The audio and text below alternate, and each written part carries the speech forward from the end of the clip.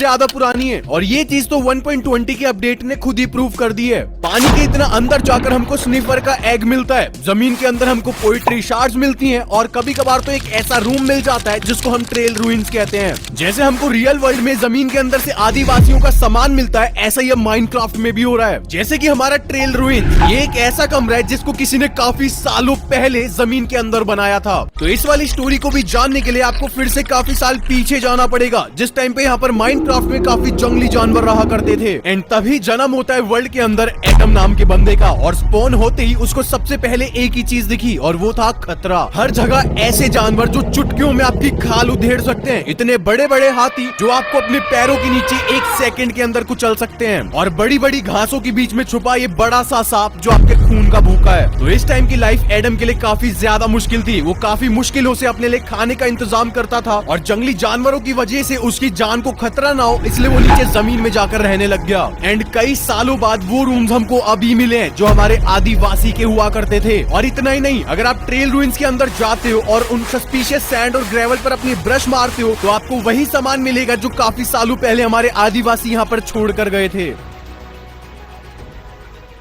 Mob spawner तो आप सभी ने देखा होगा, लेकिन भाई इसके अंदर ऐसा कौन सा मैकेनिक है जिसकी वजह से यहाँ पर मॉब स्पॉन होते हैं। जैसे आपको पता ही है कि विच हमारी अलग अलग एक्सपेरिमेंट कर कर अपने मैजिक करती रहती है। तो इस चीज को होते हुए एक बार स्टीव ने देख लिया, तो स्टीव ने सोचा वो भी क्यों ना मैजिक सीख कर इस वर्ल्ड का सबसे पावरफुल आदमी बन जाए। तो इसी की बात से स्टीव विच के घर पर नजर रखने लग गया, और जैसी विच अपने घर से बाहर गई तो स्टीव चुपके से उसकी बुक चुरा के ले आता है, और जो बुक में लिखा था वैसा वैसा स्टीव फॉलो करने लग गया। और इसी चक्कर में काफी सारे जानवरों को अपनी जान से हाथ धोना पड़ा, और फाइनली स्टीव का मैजिक सक्सेसफुल हो जाता है और वो एक ऐसी चीज बना देता है जिसमें से मॉब्स खुद ब खुद स्पॉन हो सकते हैं। लेकिन ज्यादा मैजिक यूज करने के कारण स्टीव की बॉडी पर असर पड़ना शुरू हो गया था। जब भी स्टीव मरता था तो वो स्पॉनर के पास स्पॉन तो हो जाता था, लेकिन उसकी बॉडी में कुछ अलग निशान आ जाते थे, और ऐसा करते करते स्टीव की आधी बॉडी बिल्कुल खराब हो चुकी थी। और ये इन्फेक्शन बाकी लोगों में ना फैल जाए, इसलिए आसपास के लोगों ने स्टीव को स्पॉनर के साथ एक बड़े से रूम में बंद कर दिया।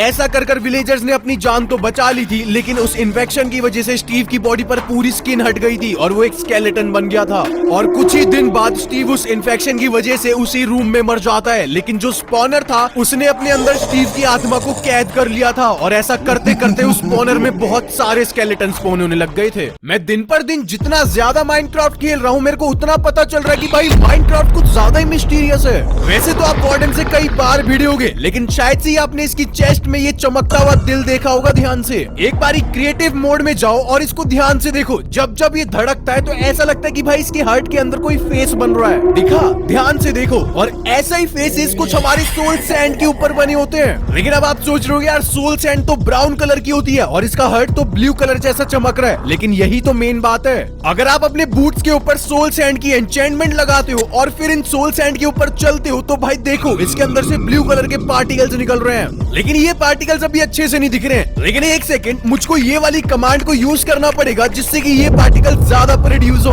और अब जरा इन पार्टिकल्स को ध्यान से देखो। इन पार्टिकल्स के अंदर जो फेस बन रहा है बिल्कुल ऐसा ही फेस वार्डन के दिल के अंदर है। तो इसका मतलब ऐसा हो सकता है जो हमारी सोल सैंड के अंदर